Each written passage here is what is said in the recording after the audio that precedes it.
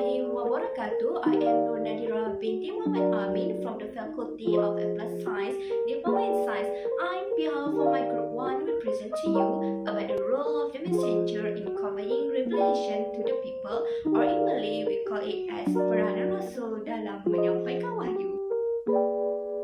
Allah Azza wa Jalla berfirman dalam surah Az-Zariyat ayat ke-56 yang berbunyi Bismillahirrahmanirrahim wa ma khalaqtul jinna wal insa illa liya'budun. Mafhumnya, dan aku tidak menciptakan jin dan manusia melainkan supaya mereka mengabdi kepadaku. Ayat ini menjelaskan bahawa pengakuan kehambaan mereka hanya kepada Allah secara sukarela maupun paksaan. Ini merupakan satu proses bagi mengenal Allah dalam semua aspek.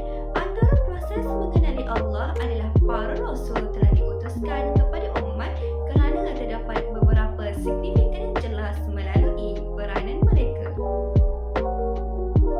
Apa itu rasul? Rasul adalah lelaki yang dipilih oleh Allah untuk menyampaikan wahyu dari Allah, tidak hanya untuk dirinya sendiri tetapi juga harus disampaikan kepada umatnya. Rakan-rakan pasti tertanya, apakah peranan rasul? Peranan utama para rasul ialah menyeru dan membimbing manusia ke jalan yang diredai Allah. Contohnya, rasul mengajar manusia cara mengabdikan diri kepada Allah sama ada dari sudut kepercayaan iaitu akidah, kaedah beribadat, tata cara kehidupan menurut syariat dan kehidupan yang dihiasi akhlak yang berpandukan ajaran Allah. Peranan rasul yang kedua, rasul membawa petunjuk ilahi. Contohnya, rasul mengeluarkan manusia dari kegelapan jahiliah kepada keindahan cahaya hidayah. Mereka mendidik manusia dan sekaligus menjadi contoh untuk diteladani. Seterusnya, peranan rasul ialah mengajarkan ketauhidan. Contohnya, rasul membimbing kaumnya untuk meyakini dan mengutamakan Allah. Antara cara mentauhidkan Allah meliputi 3 aspek. Yang pertama, tauhid zat, meyakini bahawa Allah tidak tersusun atas bahagian-bahagian baik internal maupun eksternal dan tidak menyerupai zatnya. Yang kedua, tauhid sifat, meyakini bahawa Allah memiliki sifat-sifat sebagaimana yang disebutkan dalam Al-Quran dan hadis, iaitu Allah tidak sama dengan sifat makhluk dan tidak pula baru. Yang ketiga, tauhid af'al, meyakini bahawa Allah menciptakan semesta alam dan seluruh perbuatan hamba-Nya. Peranan rasul yang keempat, menyampaikan hukum-hukum Allah baik berupa perintah maupun larangannya. Peranan rasul yang kelima, menyampaikan kepada umatnya tentang perintah-perintah gaib sesuai dengan ketentuan Allah. Contohnya, sesuatu yang wujud yang tidak dapat dilihat oleh panca indera seperti malaikat, syurga dan neraka. Peranan rasul yang keenam, memberikan kabar berita gembira bagi umat yang taat dan patuh arahan Allah dan kabar berita buruk kepada umat yang melanggar arahan Allah. Peranan rasul yang ketujuh, memberikan contoh perilaku yang baik dalam kehidupan seharian atau keteladanan yang menjadi panduan hidup manusia sehingga kini. Dalil perutusan Rasul. Bismillahirrahmanirrahim.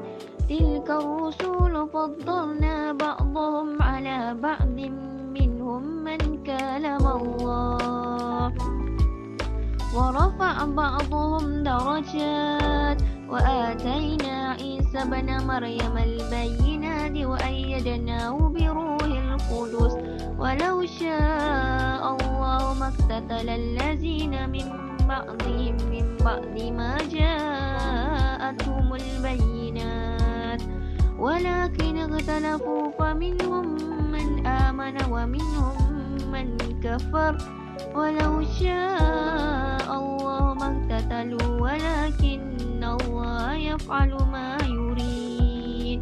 Sadaqallahul azim. Ayat itu bermaksud Rasul-Rasul kami lebihkan sebahagian daripada mereka atas sebahagian yang lain dengan kelebihan-kelebihan yang tertentu. Di antara mereka ada yang Allah berkata-kata dengannya dan ditinggikannya pangkat sebahagian daripada mereka beberapa darjat kelebihan.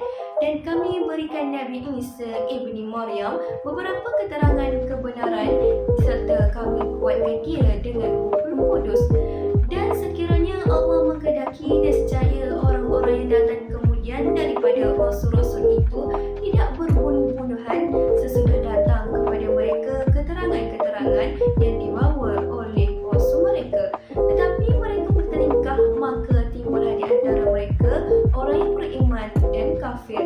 Dan kalaulah Allah mengkehendaki, tentulah mereka tidak berbunuh-bunuhan, tetapi Allah melakukan apa yang dikehendaki olehnya. Dalil yang seterusnya. Bismillahirrahmanirrahim. Laqad kana lakum fi Rasulillahi uswatun hasanatun liman kana yarjullaha wal yawmal akhir wa zakarallaha katsira. Sadaqallahul azim. Ayat ini bermaksud sesungguhnya telah ada pada diri Rasulullah itu suri teladan yang baik bagimu, iaitu bagi orang yang mengharap rahmat Allah dan kedatangan hari kiamat dan yang banyak menyembah Allah. Sudah pasti rakan-rakan mengetahui bentuk wahyu yang diterima oleh para rasul. Wahyu Allah adalah dalam bentuk kitab, suhuf dan hadis yang menjadi pedoman ajaran para rasul. Semua ajaran mereka adalah dari Allah, bukan dari pandangan mereka sendiri. Sebahagiannya juga digunakan mukjizat tertentu untuk menguatkan lagi hujah kebenaran yang mereka bawa, dan mereka benar-benar dilindungi serta dibantu oleh Allah. Contohnya, Nabi Ibrahim tidak terbakar apabila diletakkan di unggun api. Nabi Musa pula dapat membelah laut dengan tongkatnya, dan mukjizat yang dapat kita saksikan sehingga kini ialah Al-Quran dikurniakan kepada Nabi Muhammad SAW. Hikmah para rasul dipilih dalam kalangan umat manusia. Antaranya ialah mencintai para rasul dengan cara mengikuti dan mengamalkan ajarannya. Selain itu, mengetahui hakikat dirinya bahawa ia diciptakan oleh Allah untuk mengabdikan kepada Allah sahaja. Selain itu, memudahkan manusia berkomunikasi dengan Rasulullah. Seterusnya, memudahkan manusia mencontohi Rasulullah. Di samping itu, memudahkan manusia menerima seruan dengan membuktikan syariat Islam mampu dilaksanakan oleh manusia. Akhir sekali, menjelaskan keberadaan manusia setelah sampai kepada ruang mereka pada hari kiamat. Jelaslah bahawa sudah terang lagi bersuluh para rasul membawa misi yang sama, iaitu mengajak dan mendidik manusia ke arah ketaatan serta pengabdian kepada Allah. Rasul mengajar manusia mencari keredaan Allah dengan melaksanakan ketaatan dan menjauhi murka Allah dengan menghindari kemaksiatan. Para nabi dan para rasul adalah manusia yang paling suci hatinya, paling cerdas akalnya, paling benar imannya, paling baik akhlaknya, paling kuat umniyahnya, paling sempurna tubuhnya, dan paling tampan rupanya. Allah SWT telah memberikan mereka dengan beberapa keistimewaan yang tidak dapat kita nafikan lagi.